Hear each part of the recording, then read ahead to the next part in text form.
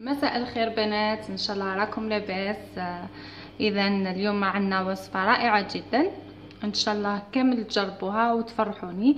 عندي فقط ملاحظه صغيره جدا نقول لكم، ما كانش تفاعل كامل. اللي يشوف لا فيديو يروح، يعني متمنيه تكون هناك تعليقات، وكذلك اللي تحب حاجه تحطها لي في التعليقات، حاجه ما عجبتهاش تقولها لي، ولكن يعني باحترام فقط. اذا نمروا نشوفوا الوصفه تاعنا لنهار اليوم. هي لاموس تاع الجوزيه رائعه جدا ولذيذه، ان شاء الله كامل جربوها. مقادير سهله وبسيطه موجوده في كل بيت، فقط تبعوا لي زاستوس ان شاء الله تنجح لكم. نمروا نشوفوا مع بعض المقادير. هنا وعندي نصف كاس ماء.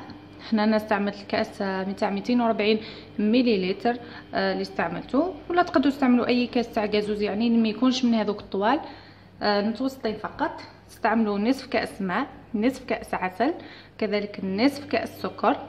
هنا عندي 4 بياض بيض، البيضات تاوعي راهم صغار، اللي عندها البيض كبير يعني نستعمل غير 3 بياض بيض.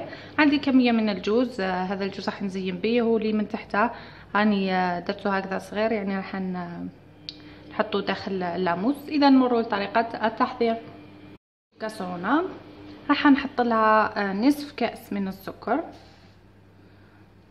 نضيف لها نصف كأس من الماء، نحطوهم على نار يغلي حتى يذوب لنا السكر، وعلى نار متوسطه.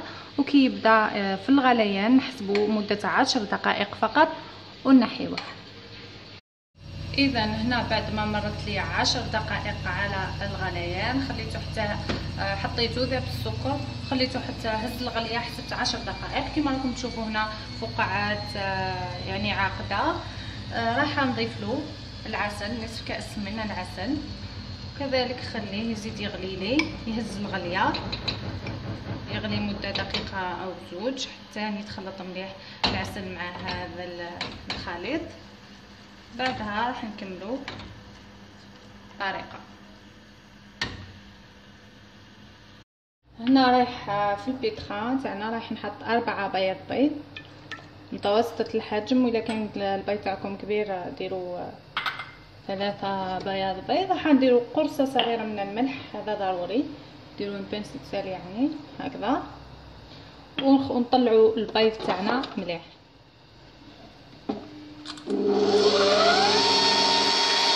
بياض البيض تاعي راهو طلع. كي تقلبوا البول تاعكم موش راح يطيح لكم البياض، هنا تعرفوا البياض طلع لكم مليح. دوك نشوفوا العمليه راح نديروها.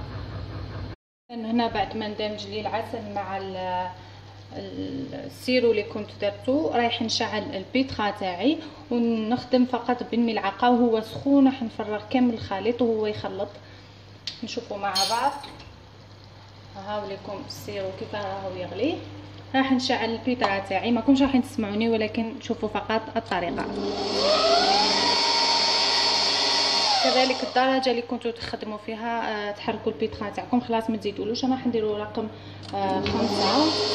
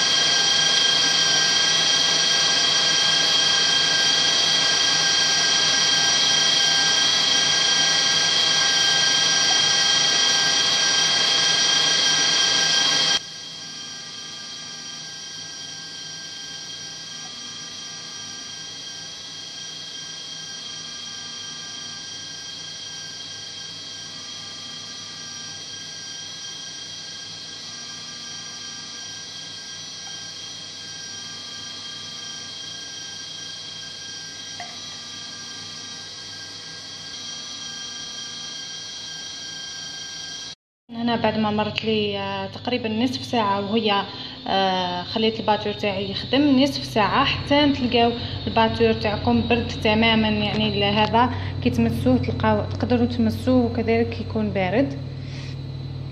انا هنا راح نخلط الجوز، نفرغ الجوز تاعي ونخلطه ونعمره في الكؤوس، وتشوفوا النتيجه فيما بعد ان شاء الله.